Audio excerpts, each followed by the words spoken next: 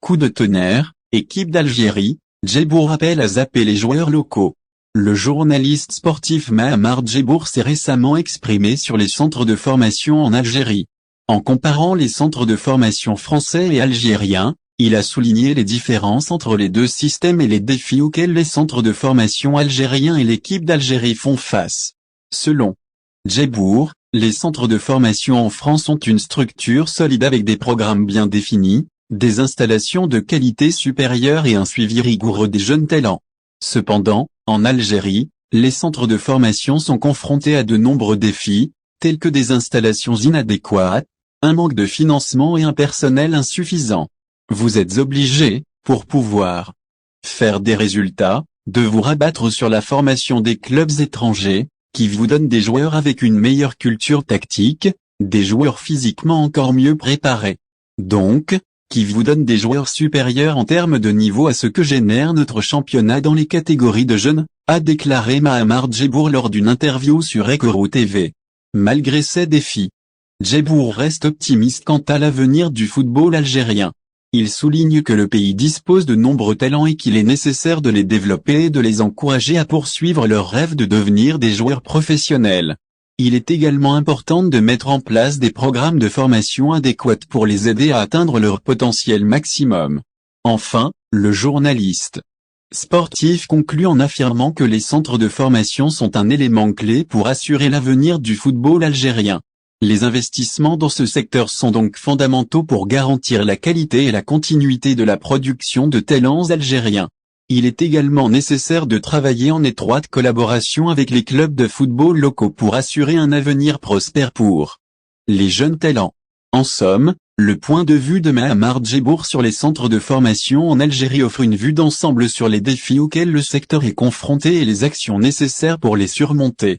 Il met en lumière la nécessité d'investir dans les centres de formation pour assurer un avenir prometteur pour le football algérien.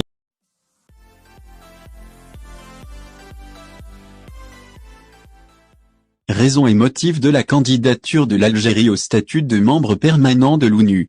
La mission permanente de l'Algérie auprès des Nations Unies a publié un mémorandum sur la candidature de l'Algérie au statut de membre permanent des Nations Unies pour la période 2024-2025, régionale et internationale par des moyens pacifiques, notamment par le dialogue et la médiation, à l'instar de la crise des otages américains à Téhéran en 1981, le règlement du conflit entre l'Éthiopie et l'Érythrée en 2000, et plus récemment la médiation algérienne qui a conduit à la signature de l'accord de paix et de réconciliation au Mali en 2015.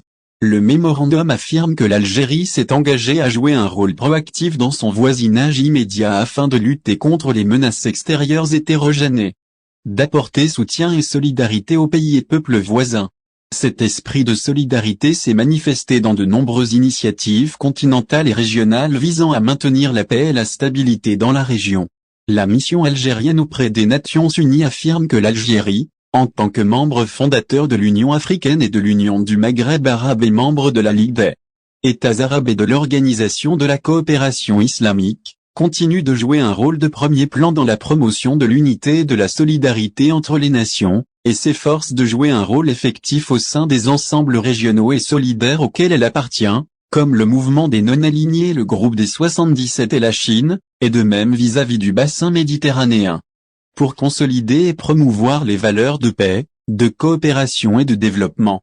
Selon la note, est consciente des défis globaux et multidimensionnels qui menacent la paix et la sécurité dans le monde, en particulier dans ces régions géographiques, l'Algérie reste pleinement engagée, sur la base de son expérience diplomatique, à participer aux efforts multilatéraux dans ce domaine.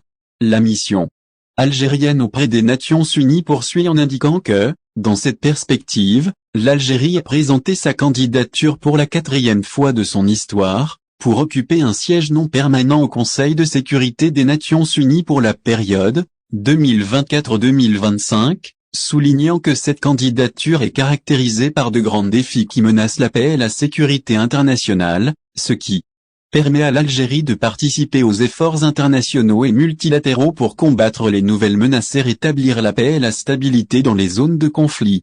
L'Algérie au Conseil de sécurité de l'ONU, 2024-2025. Le mémorandum indique que pour la 4e fois de son histoire, après son adhésion dans les années 1968, 1969, 1988, 1989, 2004, 2005, l'Algérie cherche à travers sa candidature pour la période 2024-2025, à s'appuyer sur cet héritage, à réaffirmer ses principes et échanger sa vision sur les questions à l'ordre du jour du Conseil de sécurité. Selon le mémorandum, l'Algérie entend participer aux travaux du Conseil de sécurité, notamment en ce qui concerne les priorités suivantes: une promotion de la paix et de la sécurité internationale, l'adhésion de l'Algérie au Conseil de sécurité constituera une valeur ajoutée aux travaux de cette instance, et l'Algérie s'engagera fortement à contribuer aux actions suivantes: contribuer aux efforts en cours du Conseil de sécurité pour maintenir la paix et résoudre les crises et les conflits en promouvant le dialogue politique.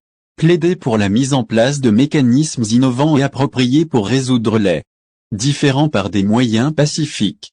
Renforcer le rôle des acteurs régionaux dans le règlement des différends et encourager un traitement transparent et concerté des actions du Conseil de sécurité sur les questions inscrites à son ordre du jour de lutte contre le terrorisme et le crime organisé. L'Algérie affirme qu'elle veillera à la mise en œuvre des mesures suivantes: œuvrer pour une approche plus globale du Conseil de sécurité dans la lutte contre le terrorisme. Lutter contre le financement du terrorisme, notamment en luttant contre les enlèvements, contre rançon, que les groupes terroristes exigent en échange de la libération d'otages ou de l'obtention de concessions politiques.